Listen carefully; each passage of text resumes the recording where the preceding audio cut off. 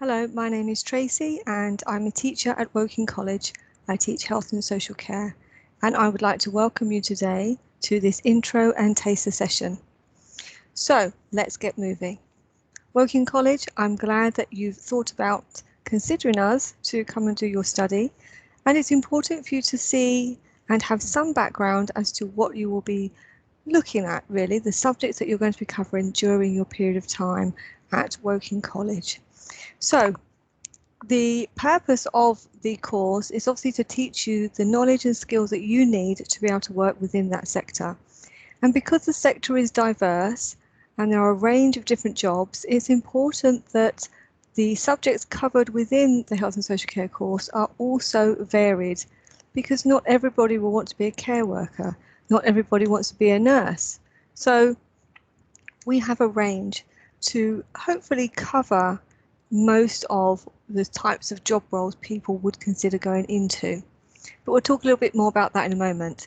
So let's just have a look first at some of the units that you may cover when you join Woking College. We've got the communication unit, health and safety, equality and diversity, development, anatomy and physiology, and public health. I'll just give you a brief overview of each one, just to give you an idea, okay? So communication speaks for itself, as it were, and this is where we do look at how to foster and to build positive relationships with others, because it's so important. If you have to work with people, or when you do work with people, it's important that we can have these good, strong relationships because we're working together for a common cause. If you're talking about people that are accessing the services, health and social care services, often it's very difficult for them coming into these services. So it's important that we know how to forge trusting relationships where people can feel calm, they don't feel threatened. And a lot of that depends on how we react, how we behave, how we portray our communication to another person. So we do look at all of that sort of area. We look at maybe why people can't communicate effectively. Sometimes there are barriers to that, and that can be anything from perhaps the noise in the environment through to maybe they have a disability, perhaps they're a baby, or perhaps they're in fear because something traumatizing has happened to them.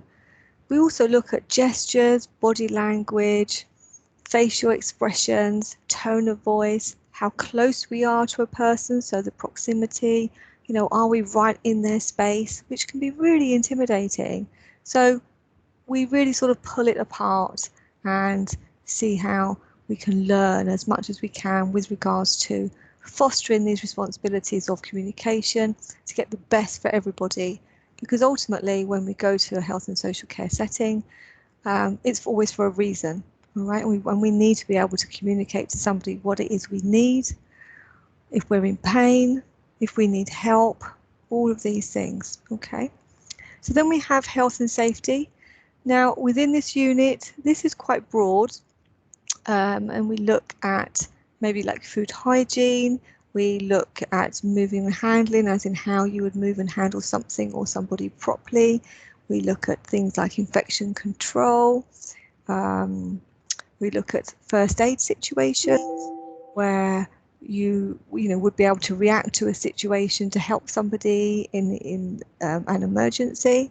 We also look at the environments of which people work in, so the health and safety of employees, but also the health and safety of the people that use those services. Just the same as like when you go to school or when you've been at school. The school has a health and safety policy to make sure that anything in and around your environment while you're there won't cause you any ill health, any danger, it won't hurt you. So it's a similar thing. But when we're looking at it in a broader sense of health and social care, there are so many other environments that we have to consider. There's hospitals, there's rehabilitation centres, there's care homes, nurseries, foster homes, residential homes. So it's more than just a sort of school environment. So we look quite in depth about that as well. We also then have equality and diversity.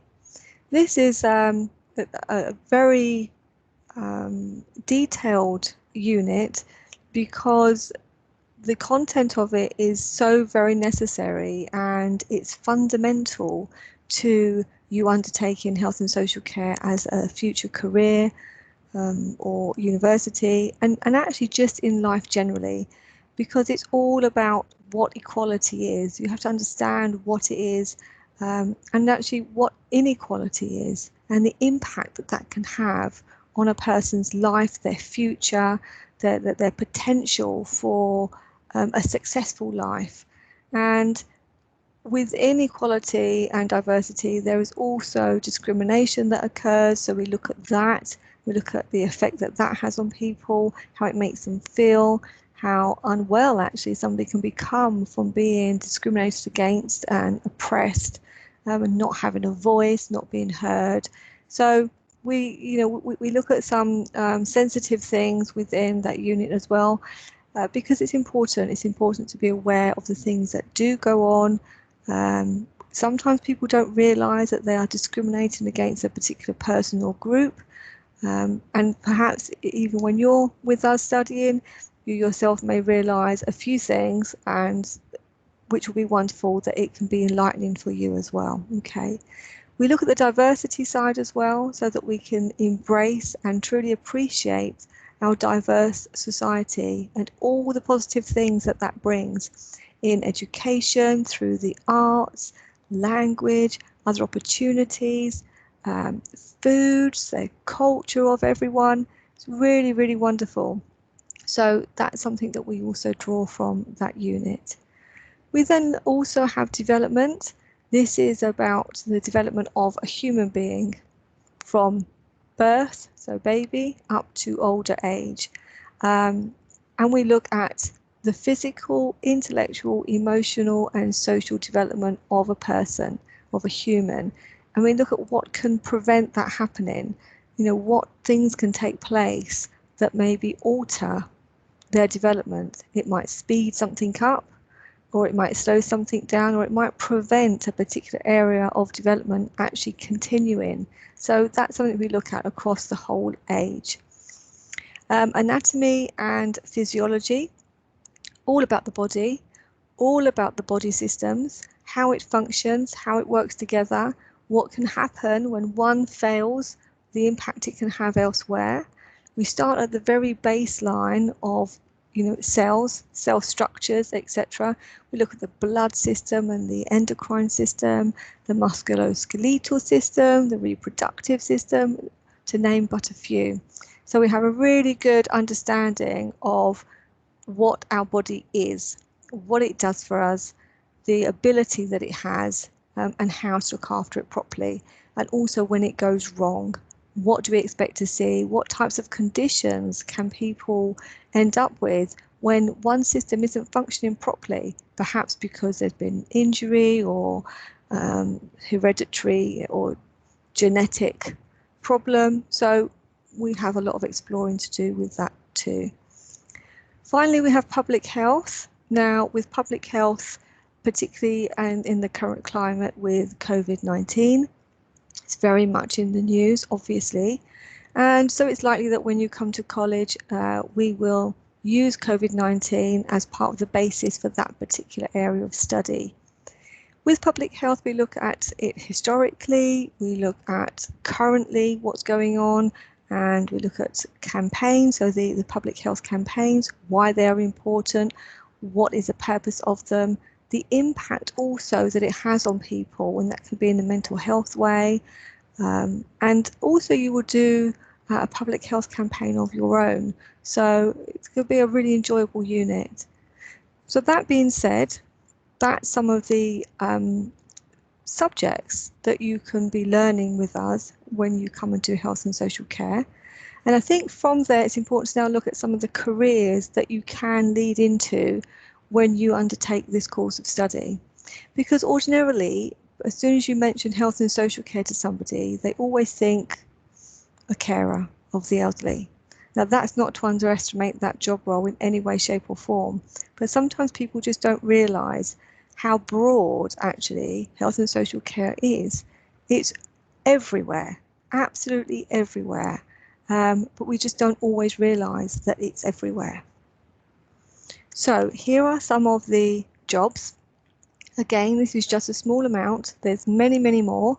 Art therapy. Being an art therapist is a wonderful job. If you love art as well, even more, that gives you a real passion for that role, and you help so many people that have endured awful traumas in their life for different reasons, and it enables them to overcome and express what's been going on with them in a really safe and productive and non-harmful way. And to be able to see someone from the moments of where it's really heightened in trauma, and seeing them through to the end where they have grown and evolved into this different person who is much lighter and without all that heavy burden, is truly a wonderful thing. So there are many, many roles. Don't limit yourself to one or two things. Think broader. You have the ability to achieve many things. Medical photographer. People don't think about that. Again, wonderful job, an important job. Or maybe your thing is nutrition. You can be a dietitian or a nutritionist. Speech and language therapy, another great job. Physiotherapy or paramedic, if you like the ambulance side of things, all different. So keep open, keep it broad, okay? So today, with this first little bit, just to get the brain matter moving a little bit and a bit of thinking going on, we're going to have a look at a clip from YouTube. So what I'd like you to do before that starts is pause the video, grab a pen and paper if you haven't already, so then you can take some notes during or after the video clip. Whilst you're watching it, I want you to think about the questions below. What is a demonstration about? Why is it happening? And how do you feel about it? Because that's really important. How you feel about things, especially not just in life, but in health and social care as well. It's important to have a voice. You may end up in a job role where you have to speak on behalf of someone else. And you have to be able to do that. Because if you didn't speak on behalf of this other person, they might not get the care they need, they might be discriminated against. So it's an important skill to learn to understand our own feelings, about our views, our opinions, what makes us tick. When we watch something or we read something, what sort of response do we get? Do we agree with it? Don't we? Why don't we agree with it? Why do we agree with it? Would we do something different? So all these sorts of things, as you go through the course, start to become better. We start to learn more and more about how to control that, or how to deal with certain things, how to view certain things. So it's an ever-growing skill. Okay, so have a pause, get your pen and paper, and we'll move on to the YouTube clip.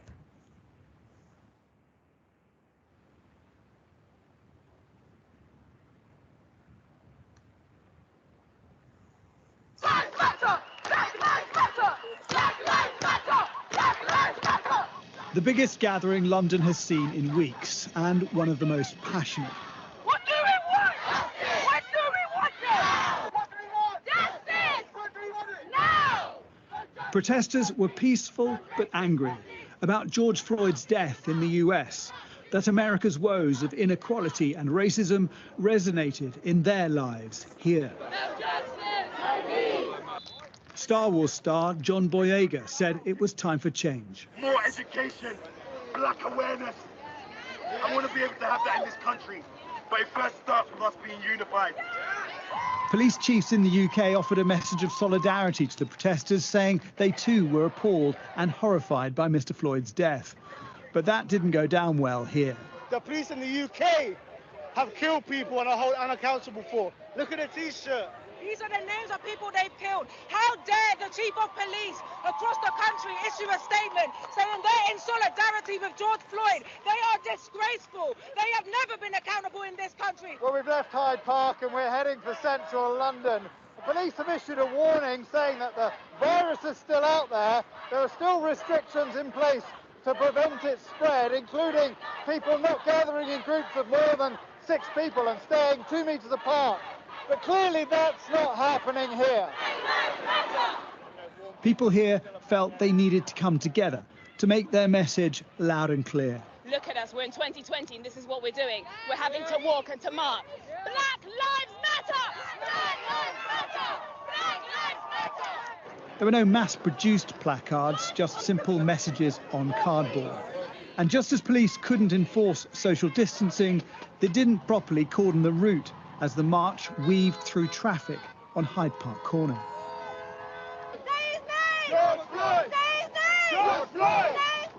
George Floyd died in Minneapolis after a police officer put a knee on his neck for 8 minutes. It has parallels with Sean Riggs' death in Brixton in 2008 after being held face down for several minutes by police officers. Sean's sister Marcia says families of those who've died in custody have recently written asking to meet the Prime Minister.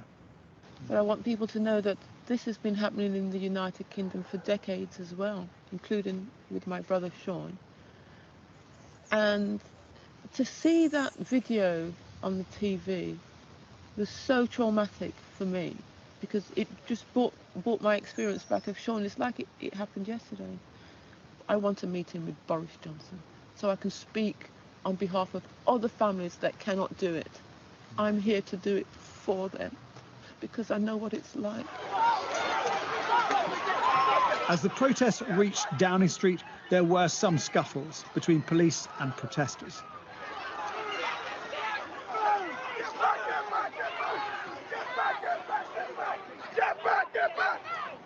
But in Brixton, there was a more peaceful moment of reflection. Firemen were among those paying tribute to the Black Lives Matter cause. One man's death has rekindled this movement around the world and shown that a pandemic can't stop protest. Jason Farrell, Sky News. Okay. So some quite high emotions going on there. So if you want to take another few minutes to pause this video and just think about what you've seen, think about Sean's sister Marcia, what she was saying, you know, how does that make you feel? What do you think about all of this? You know, have you been following the news of this already? Do you know anybody that went to the marches perhaps? So just take a few moments and just see what comes out, just see how you feel. If anything, but perhaps you don't. Perhaps you're not sure how to feel about it. I'm not sure. So because it's about what you're thinking regarding watching that. Okay, so on from what you've just been doing, what I would like you to now do is to think about famous Black people in history that you know, okay, that you're aware of. Doesn't need to take long, it's as long as you want it to take, okay? This is a taster session for you. So in a moment, I'd like you to pause this lesson and write down the names of as many famous or important Black people as you can, okay? Why are they famous? What made them famous? What did they do? And equally, what did they achieve? You know, has something changed dramatically because of what they did or because of what they stood for? That's really important if you know it, okay? So if you can think of, without searching online, have a think, what famous or very important Black people do you know of and that you know what they did? So take a few minutes, pause the lesson, jot something down, and then come back. Okay, welcome back. So now the fun bit. What I'd like you to do, leading on from what you've just done, where you've had that quick, maybe quick, I'm not sure, but that thought process of any Black people that are famous that you know in history, we want you to do a timeline now. And this is probably going to need more research-based work from you, because a timeline obviously is a display or a list of famous or very important people in a chronological order. So that's the order in which they were alive, okay? So we want at least 10 black people, famous or very important black people. That's what we want you to research. And obviously get a picture of them, the date of when they were famous, and then why they were famous. Okay, what did they do that made them famous? And what did they achieve from that, actually? Did something change? Did it make a change in society or the world, or for the group that they were part of, or, you know, depends on who you find. Did it help a mass of people? So have a good little bit of research, have a read around, see what you come up with. And then I'd like you to decide, or not decide, but I want you to think about why you've chosen those particular people to talk about. You know, are you inspired by some of them? Or is it a case that some of the reasons they became famous really resonate with you, that you think, I can relate to that because I have a similar belief? Is it because something so outstanding was changed because of them that you can't help but admire them, even if you didn't want to admire a person that's famous, but you want to because what they did was outstanding? I don't know. You decide. Why have you chosen those particular ones? Write out about it, okay? Now, how you want to do your timeline is entirely up to you. You can have a vertical one, as you can see here on the screen, so you can have the picture, a date, and then some lines underneath to start writing up the information about them. You can do it horizontally across the page if you wish. Again, it's entirely up to you. This is about your creativity, how you want to get your information, how you want to process it, and how you want to present it. You can go on Google and get the timeline templates if you wish. You can get downloadable ones that you can edit, or you can create your own. You can make it all by hand if you want and just print off the pictures of the people. It's entirely up to you. All right, make it as funky and interesting or more sort of precise. It's your work. You're going to send it to us. Okay. Finally, I want you to find out about Mary Seacole. Who is she? Is she more famous than Florence Nightingale? Why was she important? Right? Why was Mary Seacole important? Have a little read. Do like a little bio of her. Okay, like a little biography might help. So have a picture of her, maybe when she was born, and then a little bit about who is she? What did she do in her life that makes her important? And then at the end, I want you to then talk about, if she isn't as famous as Florence Nightingale, why isn't she? And then why do you think that? Why do you think she isn't as important?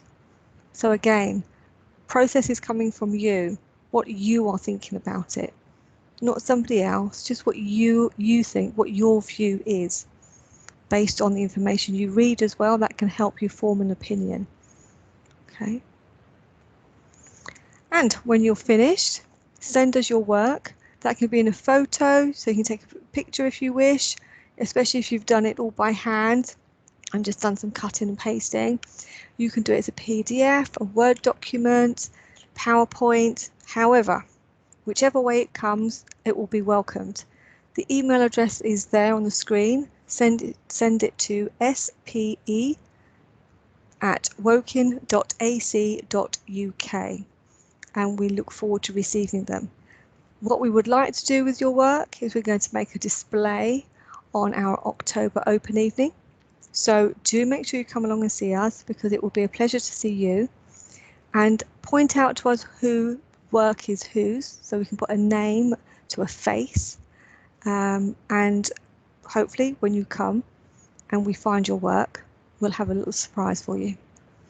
So until then, I look forward to hopefully seeing you in October. Enjoy your summer, enjoy the task and the work, and stay very, very, very safe.